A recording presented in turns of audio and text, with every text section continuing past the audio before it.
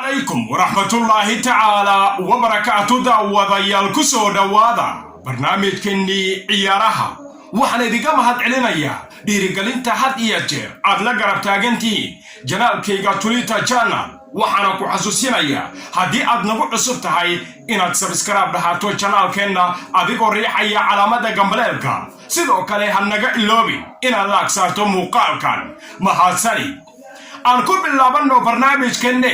sida aan ku sheegay 4 maalin ka hor, Thiago Alcantara wuxuu heshiis shakhsiyadeed la gaaray kooxda ku ciyaarta istaadiyaha Anfield, isagoona qalinka ugu duugi doona heshiis ku hayn doona Anfield 4 sano oo soo aadan marka kooxda uu ka mid noqdo Bayern Munich iyo Liverpool. xitaa waa ay ku heshiiyeen lacagaha Thiago Alcantara, laakiin waxa macquul ah inaad isweydiinayso caqabada ay ugu dhawaaqi laadahay kooxda Liverpool. taasi waxay noqonaysaa in ugu horay kooxda Bayern Munich ay ka soo farxalaato tartanka ugu xiisaha badan qaarada Yurub ee Champions League oo ay higsadeen wareegga afardhamaadka ka gadaal markii si hagaagsan ay kaga soo tillaabsadeen kooxda lagu magacaabo Barcelona. wararka xitaa intaasi waxay ku darayaan Thiago Alcantara waxaan ku sheegay 4 maalin ka hor in Liverpool ay u diyaarisay xitaa lambarka 6 ee dhowaan uu ka fagaareeyay Dejan Lovren oo isagu meel u yaala. sheekooyinka kale ee la bubuurinayo waqti xadirka kan xagga suuqa waxaa hoggaanka u haya in kooxda Barcelona ay samayn doonto isku shaandhayntii ugu weynayd ee xagga suuqa kala iibsiga ciyaartooyda, waxaana diyaar ay u yihiin in kooxda haatanba ay ka sii fududeeyaan Luis Suarez oo noqday laacib ay da'ada kuleelayso, waxaana beddelkiisa ay u dhaqaaqayaan Lautaro Martinez oo ka tirsan kooxda Inter Milan. Mauricio Pochettino ayaa dhankaastetaba wuxuu waqti xadirka kan u waalanayaa sidii uu u arki lahaa laacibkaasi oo xiran marada Barcelona, waxaana la filayaa macallimkani tan iyo markii laga ceyriyay Tottenham aanan wax shaqo ah qaban in ciyaaryahankaasi uu ku arko istaadiyaha Camp Nou.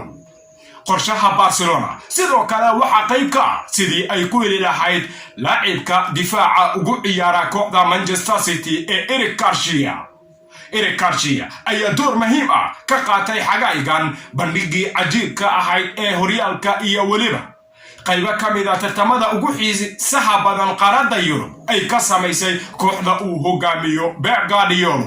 sidaasi oo ay tahayna weli waxaa raacda xoogan ugu jirta kooxdii uu ka soo baxay akademiyadeeda ee Barcelona, waxaana ay u arkaan beddelka ugu habboon ee laacibka lagu magacaabo Gerard Piqué.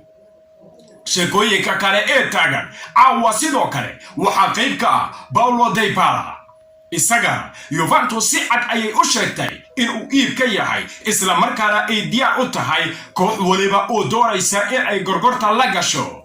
kooxaha xiisaynaya waxaa qayb ka ah Real Madrid, sidoo kalena waa macquul inuu aado kooxda Manchester United oo xagaygii dhowa ay isku fahmi waayeen xagga iyo waliba mushaaraadka. dunida wali waxay si weyn ugu maadaysanaysaa ilaa iyo habeenku caawa wixii ku dhacay kooxda Manchester City oo si la yaab leh looga soo ciribtiray tartanka ugu xiisaha badan qaarada Yurub ee Champions League, waxaana dhulka la dhacday kooxda Lyon oo ku soo dhaaftay ilaa iyo natiijo 3 gool iyo gool, waxaana ay noqotayba wax dhankaastetaba ka yaabiyay bulshada ku nool caalamkan. oo maxaa yeelay muddo dheer kadib ayaa tartanka Champions League waxaa la ciyaari doonaa iyadoo oo aysan qayb ka ahayn koox ka socota horyaalka Premier League ee dalka Ingiriiska, La Liga Spain ilaa iyo Serie A Talyaaniga, waxaana ku wada xariiftami doona 2 kooxood oo ka socda Faransiiska iyo weliba 2 kooxood oo ka socda gudaha Jarmalka. marna waa RB Leipzig iyo Bayern Munich, marna waa Lyon iyo Paris Saint-Germain. intaasi ayaan ku gabagabaynaynaa barnaamijkii ciyaaraha uu idila socodsiinayay anigoo ah Maxamed Cabdirasaaq Tolman.